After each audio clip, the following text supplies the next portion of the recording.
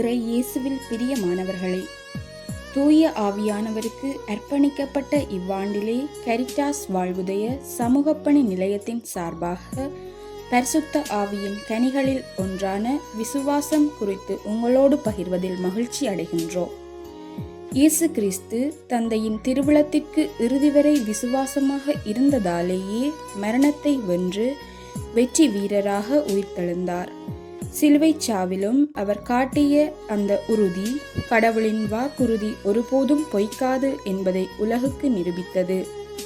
உயிர்த்த ஆண்டவர் இன்றும் நம்மோடு இருக்கிறார் என்பதே அவர் நமக்கு காட்டும் மாறாத விசுவாசமாகும்.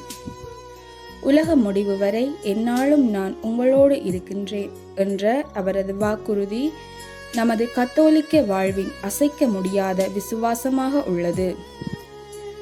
நமது பலவீனமான நேரங்களில் விசுவாசத்தில் நாம் உறுதி பெற தூய ஆவியானவர் துணை நிற்கின்றார். விசுவாசம் என்பது கண்களால் காண்பதல்ல, மாறாக உயிர்த்த ஆண்டவரின் பிரசன்னத்தை நம் இதயத்தால் உணர்வதாகும்.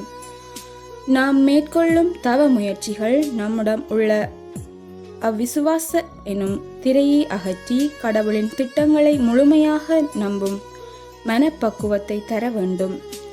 உயிர்த்த இயேசுவின் ஆவியானவர் நம்மை விசுவாசத்தில் வேரூன்றச் செய்து சமூகத்தில் நம்பிக்கை உள்ள மனிதர்களாக மாற்றுகிறார். ஆகவே உயிர்த்த இயேசுவின் சாட்சிகளாக நாம் உருவெடுப்போம். குடும்பங்களில் நம்பிக்கையும், பணித்தளத்தில் உண்மையும், சமூகத்தில் ஒடுக்கப்பட்டோருக்காக குரல் கொடுப்பதிலும் நம் கிறிஸ்தவ முதிர்ச்சியை வெளிப்படுத்துவோம்.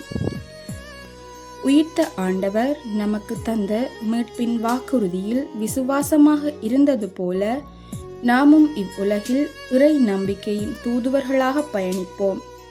தூய ஆவியானவர் நம் விசுவாச பயணத்தில் என்றும் துணை நிற்பாராக. உயிர்த்தெழுந்தார், உயிர்த்தெழுந்தார், இரவின் கதவினை உடைத்தெழுந்தார். உயிர்த்தெழுந்தார், உயிர்த்தெழுந்தார், மரணத்தை வென்று ஜெயித்தெழுந்தார். மூடிய கல்